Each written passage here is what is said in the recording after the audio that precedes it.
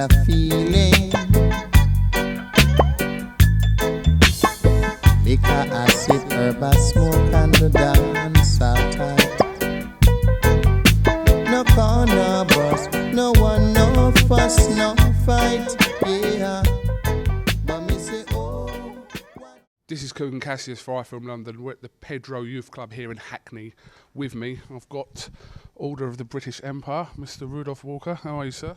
I'm great, and I'm in fantastic surroundings. Unfortunately, I'm not a boxer, so but these guys will protect me if anything should go wrong, you know. I'm sure they will. I'll just see you struggled to get into the ring there. No, I didn't struggle. I just raised my leg and, oh, come on, at 74, what do you expect? 74, wow. Rudolph, can you tell us a little bit about what you're doing here at Pedro Youth today? Well, number one, I you know, it's, as I said, it's great to be here because, you know, Pedro is doing a fantastic job with the youngsters, and I take my hat off to him. It's something that, you know, a lot of us should step forward and put something back in this society. And so, you know, he has my greatest admiration. That's one side of it, and it's, you know, I'm delighted that we are doing just a little interview here to go out on the website about the Rudolph Walker Inter-School Drama Competition. It's something that we started about 3 years ago in the sort of Hackney, Edmonton area. And that is for the youngsters in various schools to get together outside school hours and write and direct a 5-minute drama. And we select the best school, the best performances, and they are rewarded at the end of the session. We have the finals taking place in July. And at that time, we have a lot of personalities come along and judge the actors, and yeah, that is it in a nutshell. I mean, kind of simplified, yeah. So you set up the Rudolph Walker Foundation, I think, after your 70th birthday. That's right. So what was your motivational inspiration to actually make that happen? Well, look,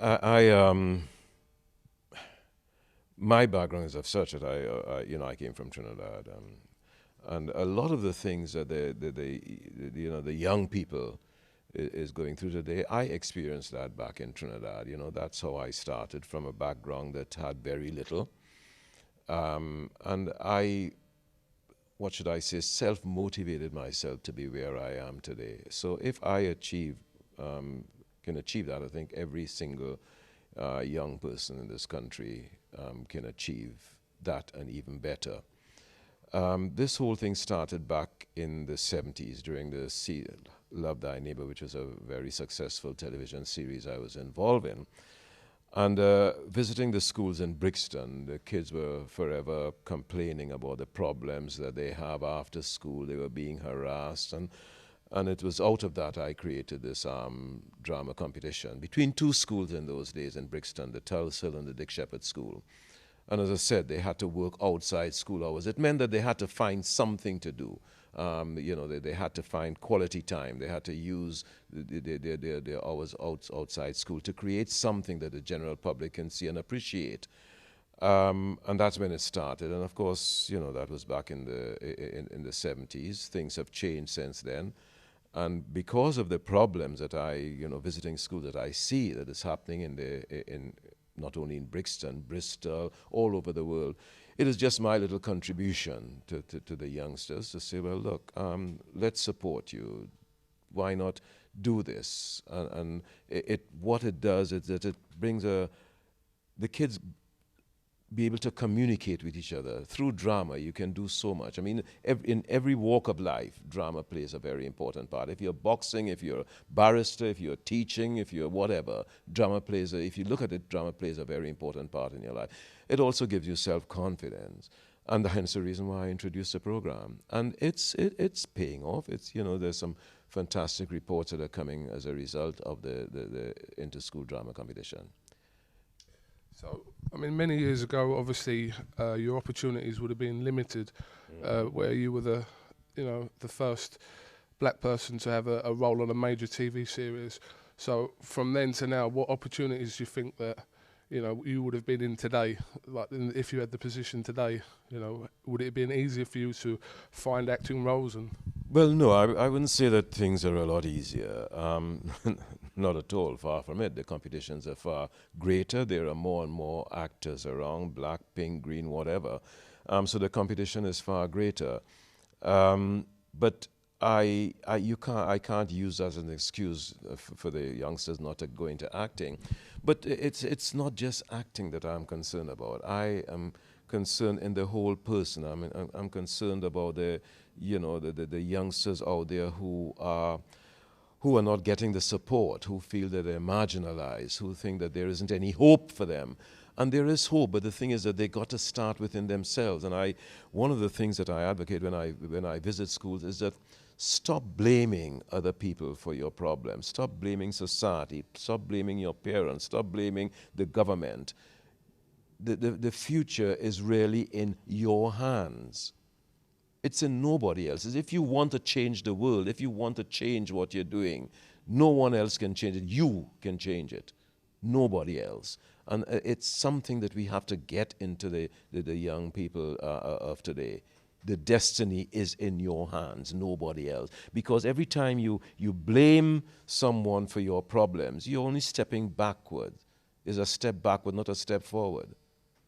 And we all have the capacity to achieve great things. Every single one of the kids that I talk to in schools, regardless of what your background is, you have the capacity to do great things. You can. so, I mean, there's gyms like this one we're in today, up and down the country. There's great people like James Cook and lots of trainers up and down the country that are trying to do this in the boxing gym to get kids to come here and use their time constructively to come here and learn an art in boxing. So, but a lot of it goes unnoticed because you get the big fights on the TV and you get the mainstream stars that get the exposure. But there are gyms, like I said, like the one we're in today, all over the country. Yes, I mean, I not that I would have become a boxer, but I wish I had something like this. When I was growing up as a youngster, I didn't, and and I take my hat off to him, and the kids should use it, and not because as I spoke to a youngster a few minutes ago. He isn't here because he wanted to be a boxer. The fact remains it gives him that at least he's spending precious hours and something. It makes you concentrate. It makes you. I'm not into boxing, but it makes you focus. And this is what we a lot of the youngsters don't have nowadays. A point of focus. The drama competition that I hold within schools, not all of them want to go into acting. In fact, we are having some fantastic stories that are coming out of that, saying that what it gave me is that it gave me the capacity to interact with with other students. I was marginalized for 2 or 3 years when I came from Nigeria, as one kid said, and suddenly I have friends. I have people I can talk to. I can communicate. It gives me a self-confidence. Guy from Turkey who won last year, the teacher said, he was very shy, wouldn't talk to anyone. Suddenly out of the drama, he is again communicating. Friends, there's a focus. So the spin-offs are phenomenal. So the award that you set up is, I think, 7 schools that participate in it. Yeah, right? As many schools as possible enter. They have to prepare a 1-minute CD to say why my school should be in the competition. And out of that, we pick 6 schools to go forward to the final. So there might be 10, 12, 15 schools entering, but we are only limited to 6. And it's going to grow because there are schools now in the Caribbean, St. Lucia, Antigua, Trinidad, very interested in coming into the competition. So hopefully within the next year or 2, it'll become an international inter-school drama competition.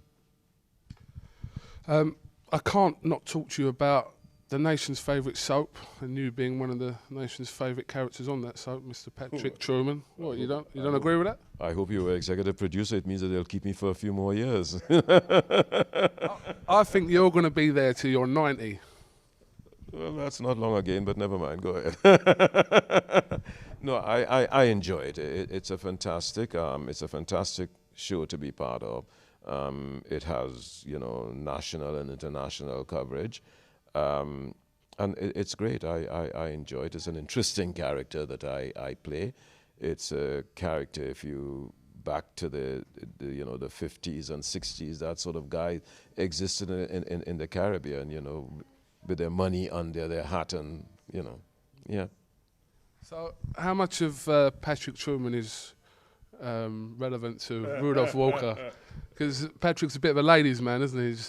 He's bedded after, sorry, excuse my terms. Yeah, after various ladies in the yes, indeed. part and all that. And you want to find out how much of Rudolph Walker is that? You really want me to tell you? I really want you to tell me. I want you to tell iFILM London. In other words, you want me to say whether I'm a ladies' man. Well, that's for the ladies to say. That is not for me to say. But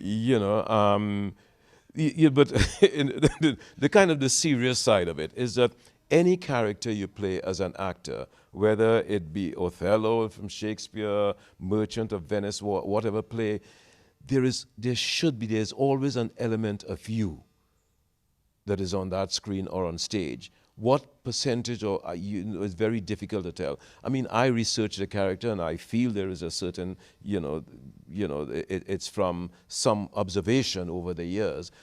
But what part of me is Patrick? Again, that's for the general public. I don't know. I mean, have a chat with a few ladies and let them tell you. I'll have a look through your little black book after this interview and we'll see. But I was going to call you Patrick then. Rudolph, listen, it's been an absolute pleasure talking to you. Like I said, you're quite a pioneer in what you've done. So. Yeah, but the thing is that we are all pioneers. There were brilliant actors before Rudolph Walker, and there were guys that I took my hat off to.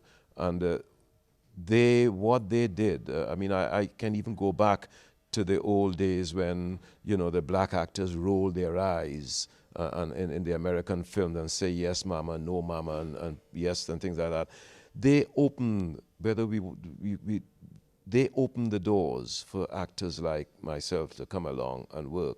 And I would like to think that here I am in a position and opening doors. So we are all pioneers. The guys who are, the boxers, the Muhammad Alis, they're all pioneers. They've all laid the foundation so that the younger people coming along would find it even easier, the doors, to open the doors. So yes, I might be doing my bit, but there are guys before me who also. Just to touch on that, you've actually met Muhammad Ali as well, haven't you? Someone told me. Well, I had the good fortune, and this is going back quite a number of years now, when he was in his prime, and so that's when they took his license from him. He was over here for, again, work that I was doing in Brixton between schools, and he attended one of the schools and invited another guy and myself, Clarence Thompson, and myself to lunch at the Hilton. And we spent about 3 hours in his company, just the four of us, and it was magical. It's a great man. What you saw on the television was all his charisma and his showmanship, and he got rid of the cameras, said, look, take photos and then leave. And just sitting at the table and talking to him. We have masters in the world, that come along. Michael Jackson, Bob Marley, Muhammad Ali, to me, is another master that has walked this earth. Just a great man. And you talk to him on a one-to-one, you realize the depth of his thinking. And it's not surface as the general public would have, see. And yeah. Well, Rudolph, like I said, thank you very much for talking to iFILM London. Like I said, it's a pleasure to meet you and have you on our channel talking about various things. I've actually been in EastEnders myself. I was a pimp, which is true. It's a true story. I'm not making it up. No. It's a Go true. ahead, tell me You more. remember when there was a brothel that opened in Albert Square? Do you remember? For a little while. I don't know. It was about 3 years ago. Do you remember? Well, obviously, I wouldn't have been involved in those scenes. No, you wasn't. And they were trying to. What happened was they were trying to get the brothel shut down. Okay. But I was the pimp for the brothel. Hector Raj, my name was. Oh, Raj. Hector, stroke Raj. Okay, all right. It didn't come across. I mean, it's not something that came on my CV or something that I was aware of. But and it improved your what should I say, your popularity since then, or? Yeah, I'm still milking it now, so it's good. Like I am doing in this interview, bringing it up. It's a pimp, and it's still milking it. Go on, keep going. A very interesting choice of words, and you're amongst boxers as well. Go on. No problem. No problem.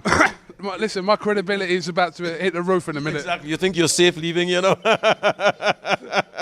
But no, I mean, one of the great things about EastEnders is that they run the whole gauntlet of characters and situations. So it's not unusual for them to explore, that part, because that's life. That's what happens, So, good for you.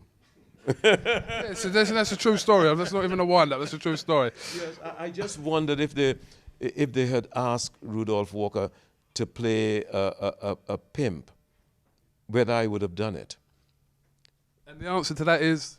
Well, I don't know. There has to be a positive payoff.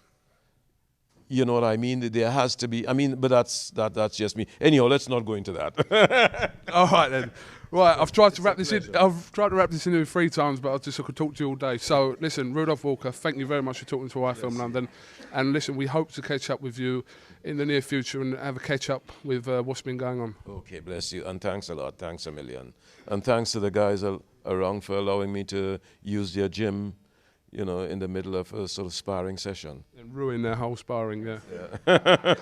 Sorry, boys. Okay. Right, Kugan Cassius here with Rudolph Walker here at the Pedro Youth in Hackney for iFILM London. Thank you very much.